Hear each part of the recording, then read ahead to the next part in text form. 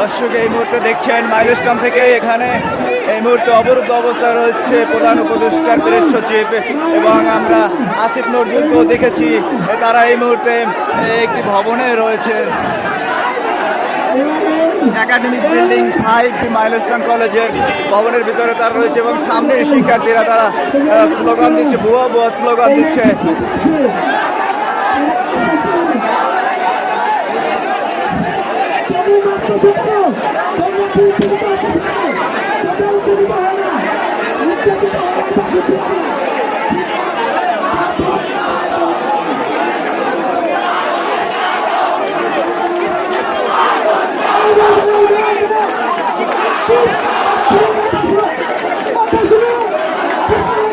আইনশৃঙ্খলা বাহিনীর সদস্যরা এখানে উপস্থিত রয়েছে, কিন্তু তারা পরিবেশ আসলে কন্ট্রোলে আনতে পারছেন না। এখানে যে শিক্ষার্থীরা রয়েছেন তারা বিভিন্ন স্লোগান দিচ্ছেন এবং তারা যেমনটা জানাচ্ছেন গতকালকে যে বিমান বিধ্বস্তের ঘটনার পরে গতকাল রাতে যে লাশ গুমের অভিযোগ উঠেছে সেটিকে কেন্দ্র করে উত্তাল হয়ে পড়েছে মাইলস্টোন।